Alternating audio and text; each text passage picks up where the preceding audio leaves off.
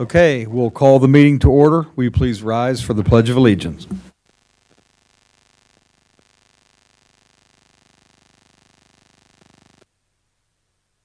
States of America, and to the republic for which it stands, one nation, under God, indivisible, with liberty and justice for all.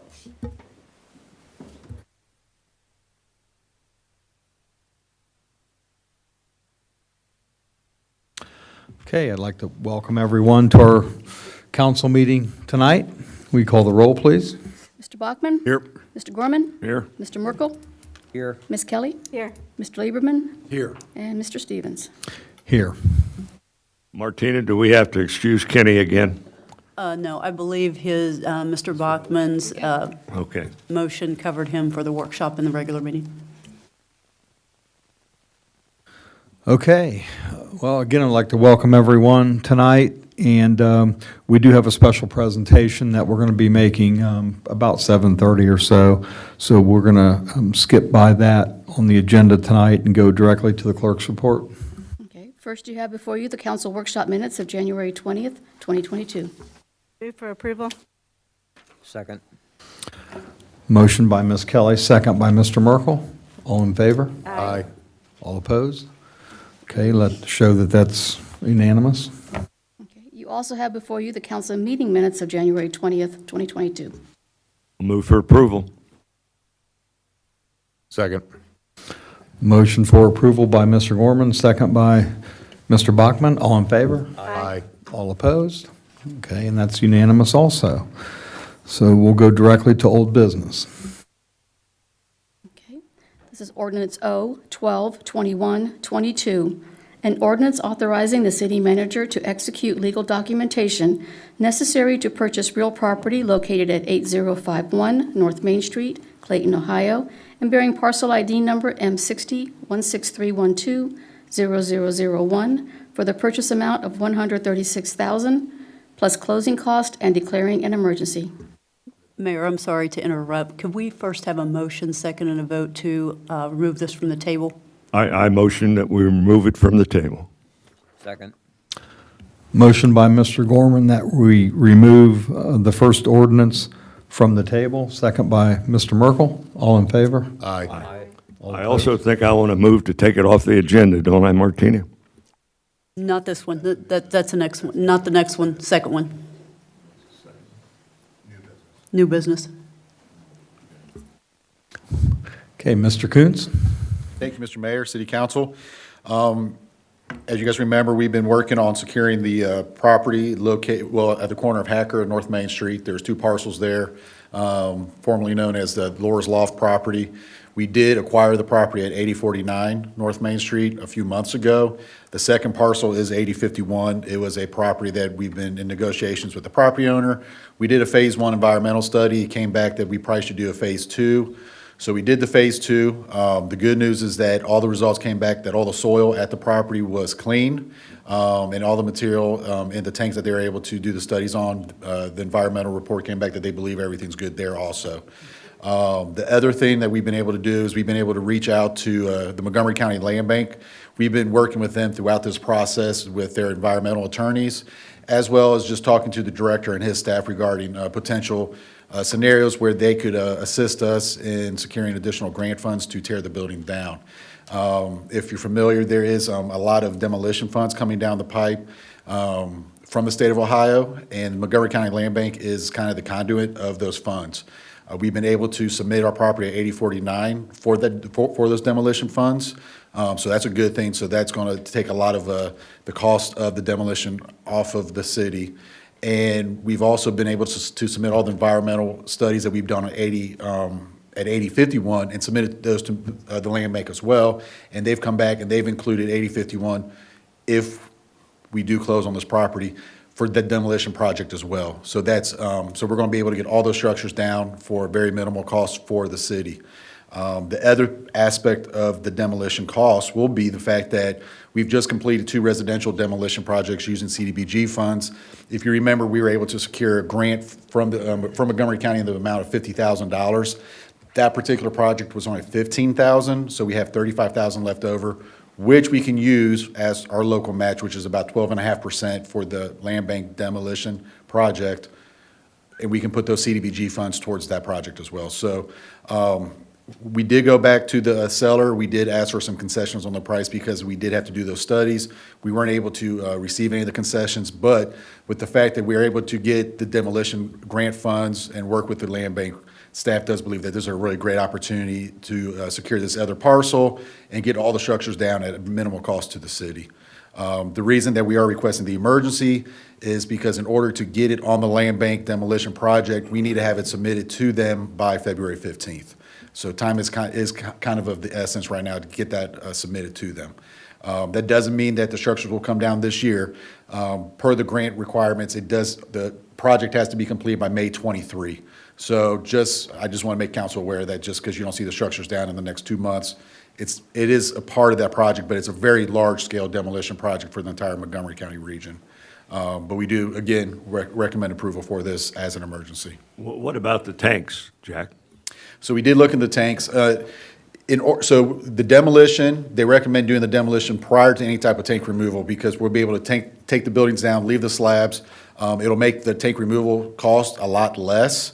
I believe, what was it, $13,000 to get the tanks removed. We don't have to remove the tanks because right now there's no contamination there.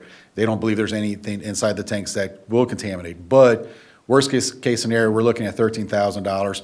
We can market the property while we're working on figuring out if there's any grant opportunities for us to do the tank removals, and that can be part of a deal, if we sell the property or if we're able to secure some grants or if the city chooses to move forward with the tank removal. It's going to be approximately $13,000 to remove the tank. So How many tanks are there, Jack? I believe 4. Yeah. 13 each, or? That's total. That's total. So, from a staff perspective, we thought that was actually, that came in a lot less than what we were expecting to. I'll move for an emergency. Second. If I could interrupt for 1 second, I'm sorry. What I wanted to do was ask, after you vote on the emergency, if I could have a vote on one specific amendment to the emergency section of the clause, which is at paragraph 4. This was tabled on December 2nd, so this was not included in that emergency language at that point in time.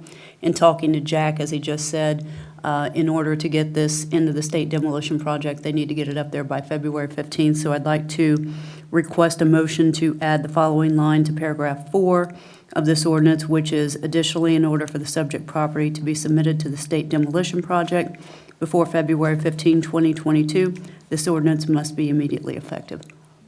But since there's been, no, I can repeat it if you want.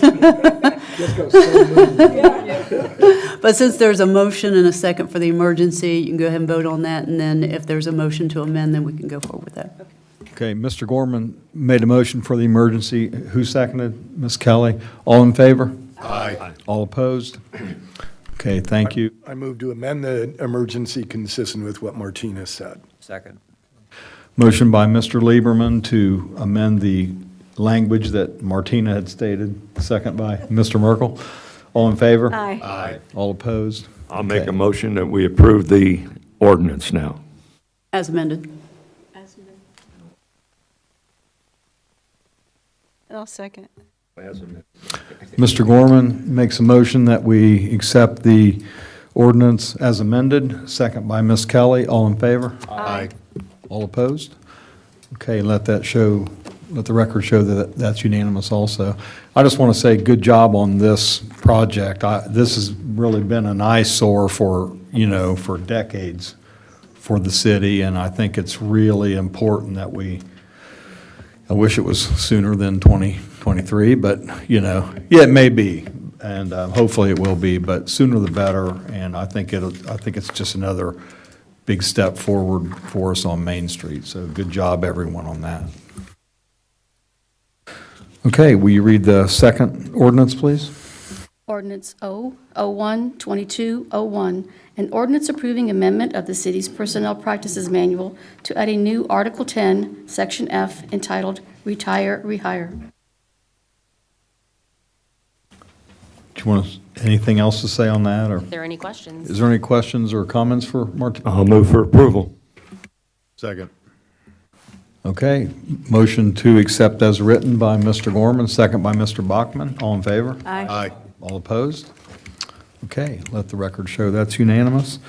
And we'll go on to new business. Will you read the first ordinance? Ordinance O-02-2202, an ordinance authorizing the city manager to enter into a purchase agreement with Oak Tree Development LLC, and further authorizing transfer at closing for the purchase price of $90,000 plus closing cost and 3% broker fee of the public property bearing parcel ID number M60-00217-0010, located at Clinton Street within the city of Clayton, Ohio, and containing 8.7092 acres. I move that we take this off the agenda.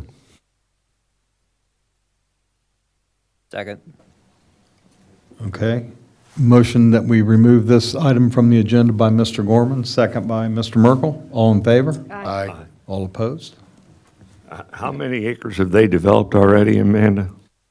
Do you know how many off the top of your head, Jack?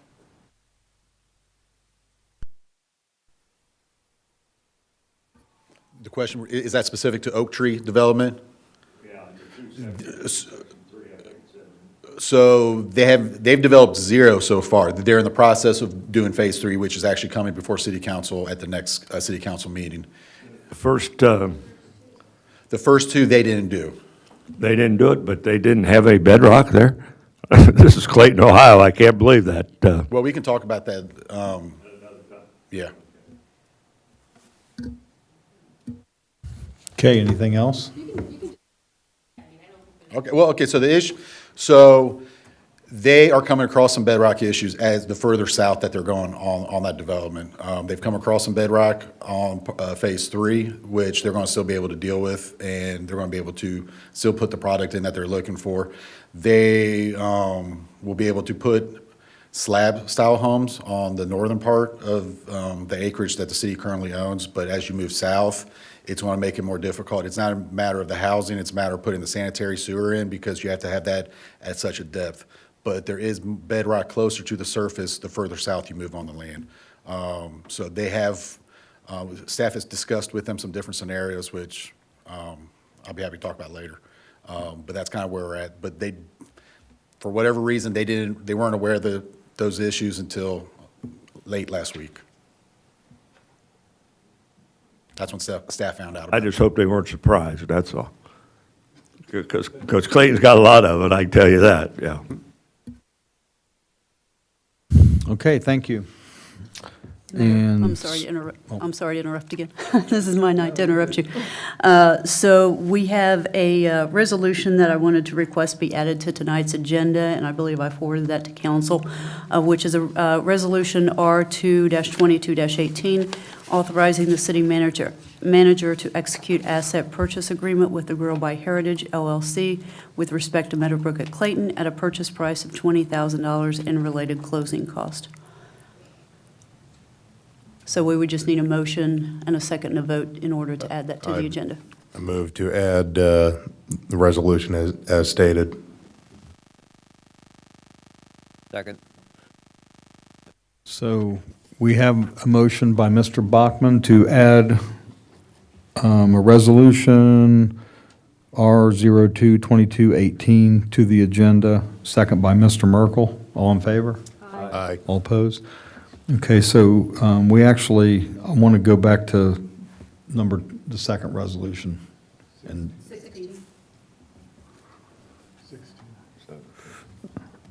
I'm sorry, yeah, I'm sorry, 16. Yeah, will you read the first resolution?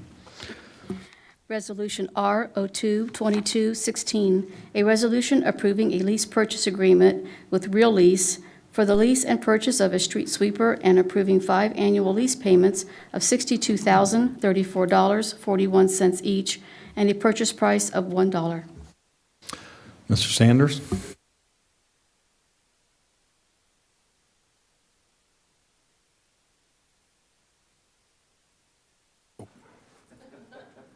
Sorry about that. And good evening again. We've been demoing a couple street sweepers over the last 2 years, and about 6 months ago, they brought in this Ravo machine. I have actually seen them in several cities. They've got several of them in Columbus. The state has them, and so does the city of Columbus. And the machine actually has a multi-purpose. It has a broom that sits out on front. And if you're looking, of course, we spent a lot of money on them curbs on 49, and when you get that grass that comes over the edges, it's kind of tough. And the guy over there that likes to mow, he doesn't like weed eating 3 miles of road. And this front broom will actually sit up on top of that curb and take that grass right out of there. When we demoed it, it was unbelievable what this thing would do. So we actually had a couple days of demo on this machine, and it picks up a lot. We went out on Hoke Road where Ballsball Construction has been hauling some stuff out of the CTC, and as thick as that stuff was on Hoke Road, it picked it right up. So we decided to purchase this, and this is a lease-to-own purchase, so it's a 5-year lease. What is the life expectancy of this type of equipment, Randy? Well, the ones in Columbus, and I've made several phone calls to several city managers, and the ones in Columbus they've had no issues with, literally no issues with. Now, their parts they're local, they're in Toledo. I call it local, but it's easy to get the parts and stuff for them, but they have had no issues with theirs whatsoever. So I've done a lot of research on this broom. It lasts longer than 5 years. Oh, absolutely, yeah. So I don't want to put anyone on the spot, or maybe you can't even answer this question, but I know in the past I think we used Brookville's street sweeper, and we use other people's equipment and they use ours. Is this something that we'll loan out, or?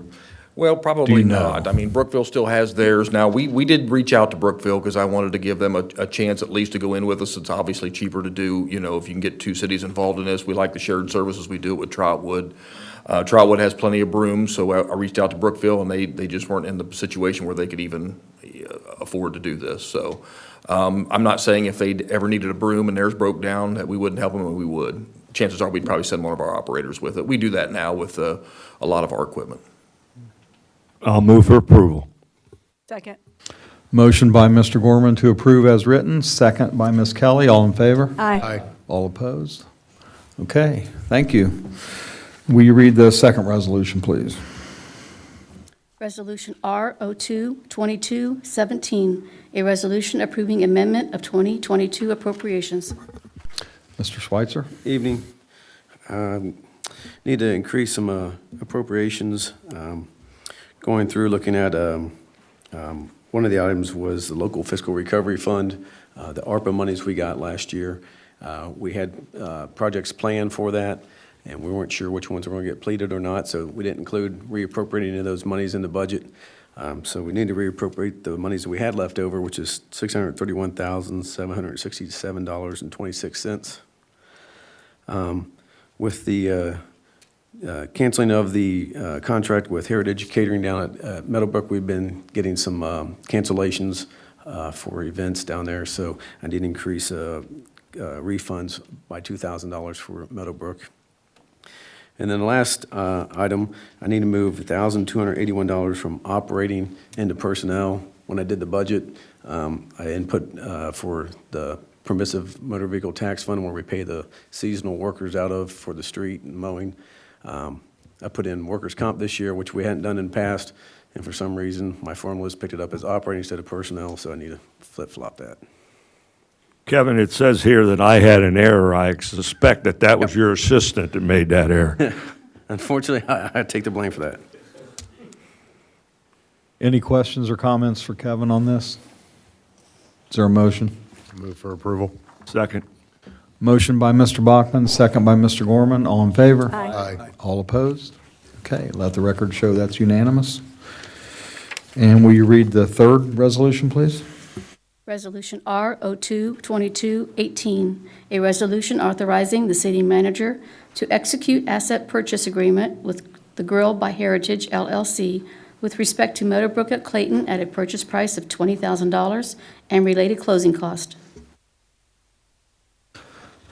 So this separates us really totally from Heritage? Yes, this will be the purchase of the liquor license, and then also the items that are listed in Exhibit A, which is the drink cooler for the ballroom, the cooler for the grill, excuse me, the kegerator, the keg taps, 25 coolers for golfers, all Pepsi equipment, the television on the patio, all warmers and warming ovens, and the desks and chairs in the front office. Is there any questions or comments on this? I'll move for approval. Second. Motion by Mr. Gorman to accept as written, second by Ms. Kelly. All in favor? Aye. All opposed? Okay, let the record show that's unanimous also. Okay, thanks everyone for the good work on that. City Manager's report. Amanda? Good evening, Mayor and Council. I'd actually like to start this evening if Randy would like to come up and kind of give you guys a rundown on the snow event that took place and the amount of time and effort that went into clearing the roads. Amanda asked me to put this together, and we always have a kind of a after-storm review with our guys, typically after a big event, and we haven't had too many big events over the last several years, but this one was a pretty decent snow. And just to give you guys an idea of what we went through just in this one event, and the event for us started at 11 p.m. on Wednesday, and it ran for 43 straight hours. We were actually off the road by 7 p.m. on Friday, and I believe at 7 p.m. on Friday, pretty much all the roads were in very good, if not completely black. They were in good shape. During that event, we used we had 300 total hours, 160 hours of regular time and 140 hours of overtime. And then we used 488 tons of salt for the event. We had 6,018 gallons of beet, heat, and brine combined, which we like to use a lot of liquids. It kind of backs off the salt a little bit, which, if you can believe 488 tons is backing off, it really was during this event. And we drove 3,907 miles. And kind of what that equates to, and I always wanted to break it down into dollars and cents, and salt is always the big cost, but for what we're paying for salt this year, that's $33,184 worth of salt. The liquids are very cheap, $2,287, and about $1,200 in fuel. And with that storm total was about $41,851 cost to the city. So, a lot of things go along with that. I think we all thought the storm was going to start a lot sooner. We had a pre-storm meeting, and here's when it's going to start. We're sure of it. We even contacted we have on-call meteorologists that we can actually talk to. Hey, it's going to start at this time. They were off by about 10 hours of when the start time was. But we were ready. We were out there early. The typical stuff that comes along with these snow events, and we've heard plenty of it. And if you don't believe me, ask this young lady here. She's taking the calls. But, the mailboxes, I think Mr. Bachman, he might know about that a little bit. I'm not sure. He did send me a picture of his. Trash cans, it was a trash day, and even though the trash canceled for 2 straight days, they left their cans out beside the road. And that first day of that really heavy, these guys called it pudding. I thought it was a good demonstration of what it was. It was just a slurry, and you didn't have to go 2 miles an hour, and that stuff was sliding out the end of the plow and just knocking trash cans over. So we had trash everywhere. I know the one lady had sent Mr. Henning an email and said that, I watched the guy take out the trash. The plow isn't hitting the trash cans, it's the stuff coming off the plow. And, we deal with those things. And cul-de-sacs are always a nightmare, and nobody wants the snow. And when you get a big one like that, it plugs a lot of driveways. And, it creates a little bit, but for the most part, we've had pretty upbeat calls coming in. I had one guy at Volk in Westbrook. He called me up on Saturday and said, I want to tell you, you guys did a hell of a job. My office sits right out over Westbrook, and I watched these guys go up and down the road. So we got a lot of kudos. You're still going to get some unhappy people because we did plug a lot of driveways. It's just the nature of the beast. But just kind of wanted to give you guys a rundown on what that storm cost us. 10 hours, being off 10 hours for a meteorologist isn't too bad, is it, Randy? That's not too bad. That's a good shot, yeah. They have their percentages to work with, that's. I did want to just say publicly, I had said something to Randy before the meeting, but my mother lives in one of our somewhat neighboring communities, northern Dayton area. I won't say where, but I was at her house yesterday on Sunday, and it was horrible. I mean, she lives in a plat, like many of us do. The main roads were okay. But where she lives, it looked like they'd just driven on the streets. It was slick and shiny and hard and icy. And I told her, I said, man, your streets are horrible. She said, oh, I know.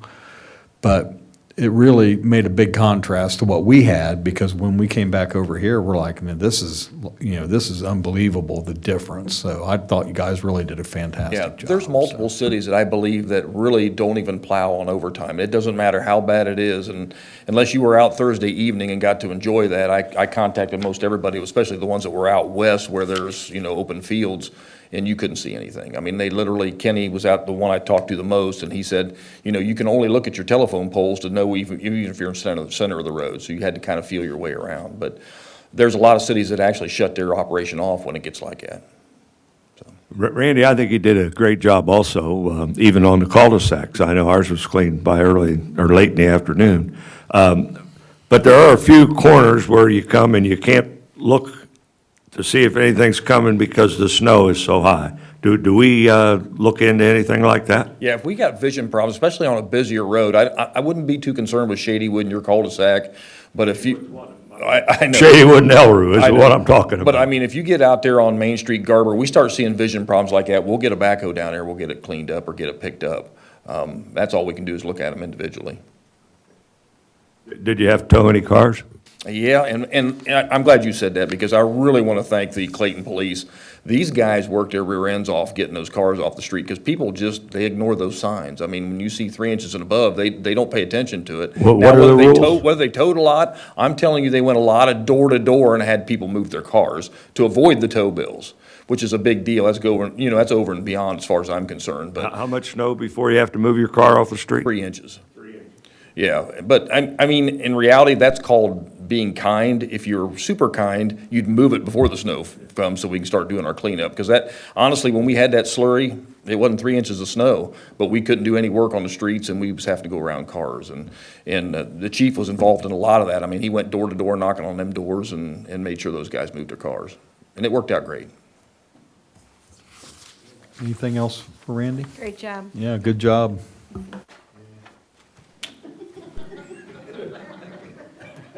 I'm gonna laugh and run too. It's only twice. Right before that, I was thinking, did a good job. Well, 4 out of 5 is pretty good, Okay, anything else? I have a Amanda? few other things for you this evening. We did have a resignation on the Planning Commission. He just wasn't able to make the time commitment. So if it's fine with council, we'll do what we talked about at the last meeting, and we'll advertise for the position. We do have a couple of people, names in a file that we'll also present to council, but, hopefully we can have a new member appointed before the or February. We have a meeting in February, don't we? No, it's, before our March meeting. So we'll get the advertisement out tomorrow. Palace. Mr. Palace, he resigned, yeah. So, Well, he's a busy guy. He He's- is. It's hard for him to make, yeah, it lot was of things. understandable, yeah. We also had, from the city of Huber Heights, a proposal for income tax collection. Kevin, if you have a minute, if you want to talk to council. I don't know if council wants to schedule a work session to talk about this at a later date, but Kevin can kind of give you the highlights. There were some concerns with some of the services we were getting from CCA, so it reached out with the fire collaboration going on. I reached out to Engwood to see if they'd be interested in collecting for us, and received a response that they're not ready to collect for anybody. So we'd talked to Huber Heights before we went with CCA, and so I called up their finance director and discussed it, and I think you all got copies of the letters, and I know I've answered some questions. One item he did say with the estimate of the percentage they charge for the collection, I know there's been talk about maybe getting rid of the 50% credit.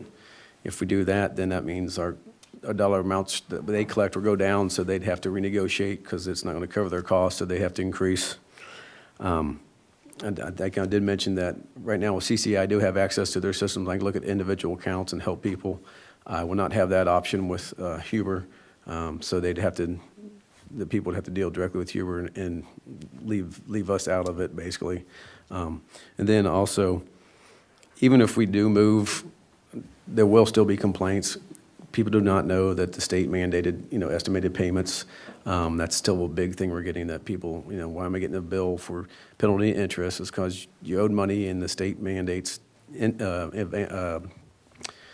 advance payments. So you got to make estimates, and they're not aware of that. And also, people, even though they don't know anything, we still have mandatory filing. They don't file their returns, and they get notices saying, we got a W-2 from the feds. We matched it and couldn't find a return, so you owe this money, because they don't know if it's been, you have to fill a return out so you can show, yeah, I had it withheld, or it's, I have it offset somewhere else. So we still, no matter what, even if, we collected ourselves, and Greg asked about that, we would still, you're not going to please everybody, and it's taxes, so, everyone's favorite topic. So I think around here, we know we had great service with Vandalia, and their council, kind of kicked us and West Milton and Union out the door. So Huber right now is the only one around the area that's still considered to be close, local, that people can drive to fairly quickly, and to get assistance if we do go with them.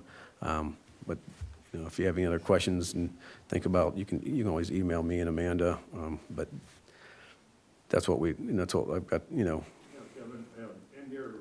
In your email here, you said that the city of Dayton collected our income taxes from 85 to 99. We weren't a city until 99. We didn't have any income tax. Heber Heights, that was Heber Heights. Heber Heights was collected. Somebody asked how long Huber had been collecting it, and Because we had Vandalia for a while. yeah, when I got Before we here, went to Rita. yeah, Rita was first. We started income tax in 2004. When we left Rita in 2012, went to the city of Vandalia when Englewood pulled out. And like I said, we had great service with Vandalia, and then when they notified us that they were raising the costs that were outrageous, then we went Union, West Milton, and us went with CCA, because they were collecting for Dayton, and they had an office in Dayton, which has since closed. They actually don't have an office in Hamilton anymore, but they're rotating their field agents and doing at least one day a month at each location. So that's where we stand with CCA. I do think if others would be in agreement, this would be very worth a work session soon, whatever, next potential opening we have for that. Not March 17th.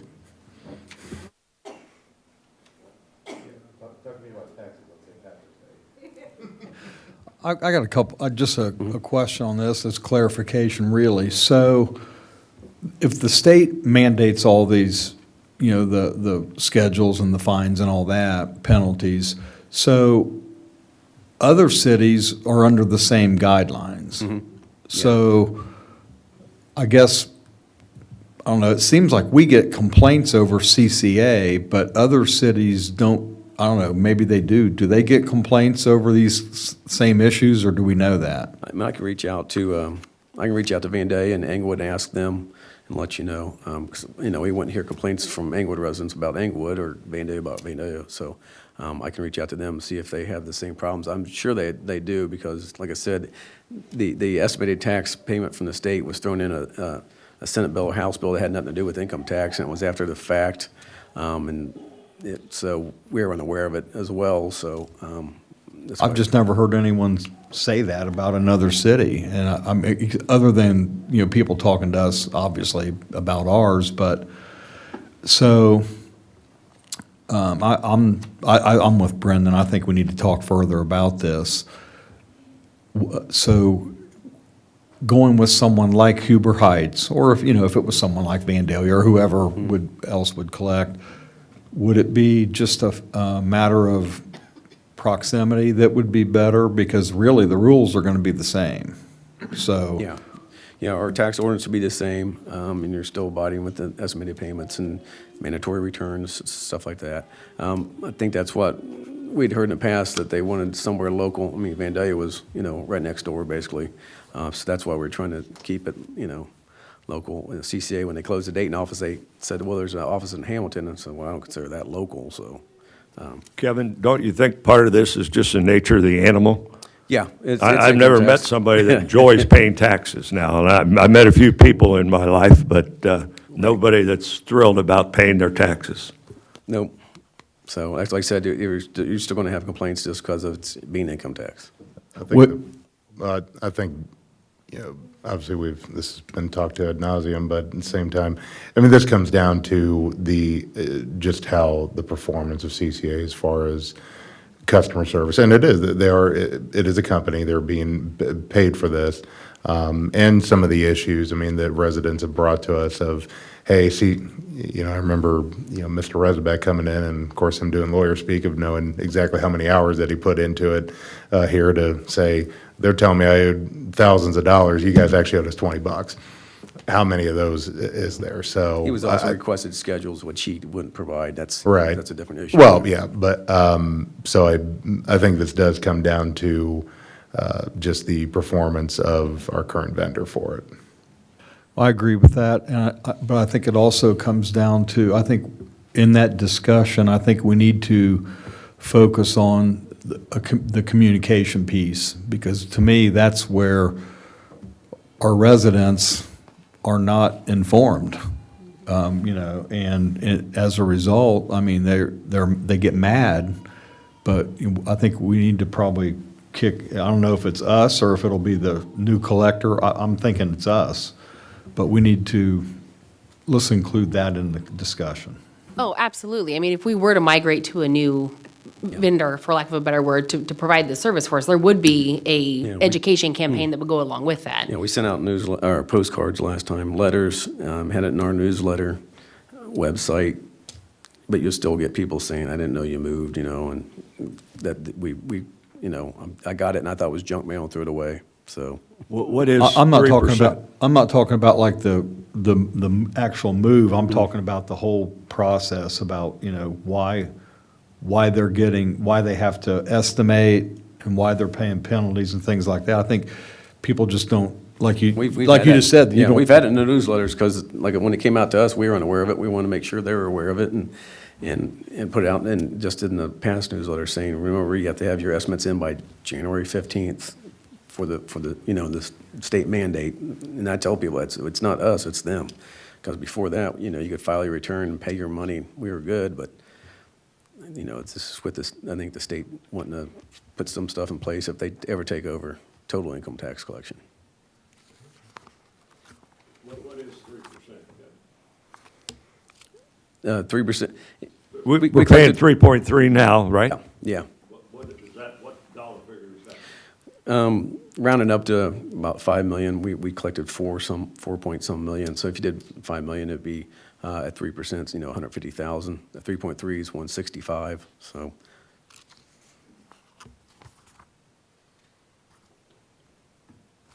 Okay, any other questions or comments for Kevin on this? Okay, thank you. That's all I have for you this evening. Is there any questions or comments for Amanda on this?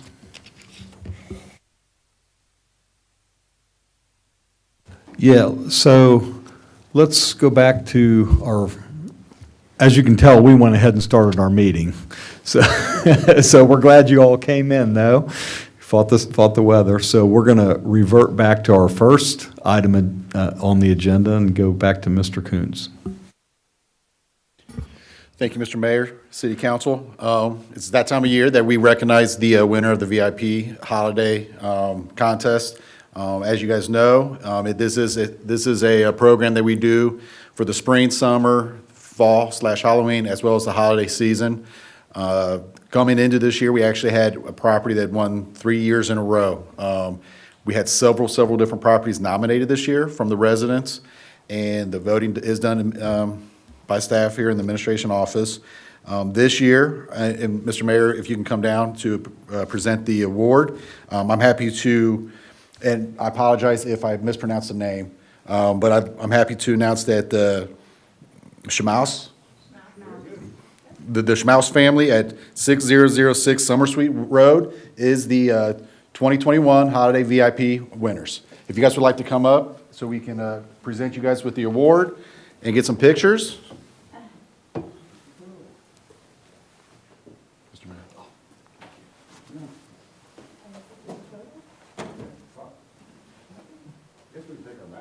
Yeah. We want everyone up, too. Everyone come up. This is Grandpa and. Well, I'm glad they came. Can we put this down for a minute? Did you guys like all your Christmas lights? Was it fun putting everything up? He said the airplanes could see it. I bet so. See it from outer space. Well, we sure appreciate all the work you guys did, and it just makes everything better, it's a great place to Thank live. you. I'm gonna let you hold this. How about that? We You hold honestly, it like that. didn't know if we stood a chance next to Westbrook, Well, the house on Westbrook. yeah, well, We're adding more for next year. We live on Westbrook, but Yeah. they did better. there you go. All right, Look at me and smile. everyone got a smile.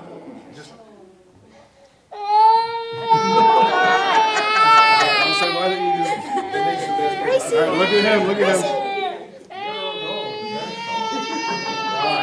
That's a true That's a family photo smile. there. Thank you so much, I appreciate it. Thank Yeah. you, thank you. Good to take it, we can put it in our yard. You take it in your yard. Thank you so much. Thank Good you. job, everybody. Thanks for coming in. All right. Thank you. Thank you guys for coming in. Oh, there you go. Cool. All right, come on. You guys want her? Leave her here. We need babysitters. I hope she wasn't looking at me when she was crying. Guys, have a good night. You too, thank you, congratulations. Thank you. What's that say on your shirt there, young man? Ask you what it says on your shirt. What's your shirt say?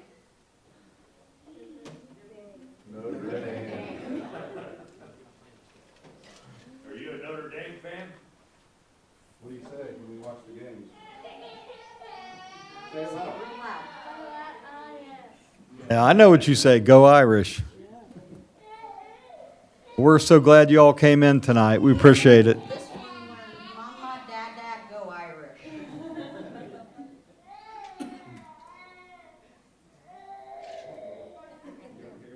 Let Daddy get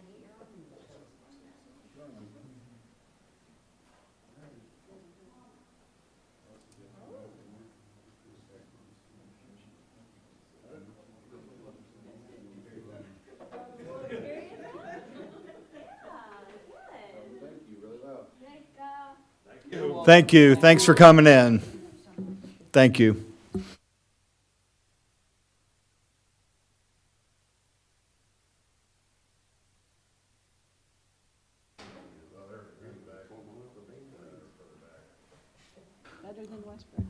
So we don't have any, we'll move, that was it for the city manager? So we'll move to visitors' comments. We don't have any visitors in-house, so we'll skip that, and we'll go to council.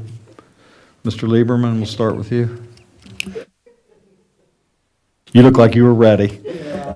I have nothing. I'll pass. Ms. Kelly? If you're not a football fan, you should be this weekend. 33 years, I believe. Was it 33? 31? 33, I thought it was. 33 years, the Bengals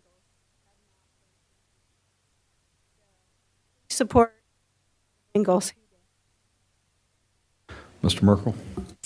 Just additional thanks for the snow removal. I know it's hard work and very little praise given for a job well done. Mr. Gorman?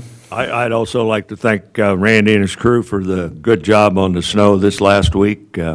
Clayton looks as good as any place I've been in the last 4 or 5 days since we could go somewhere. But, but thanks for a great job. Mr. Bachman? Nothing to add.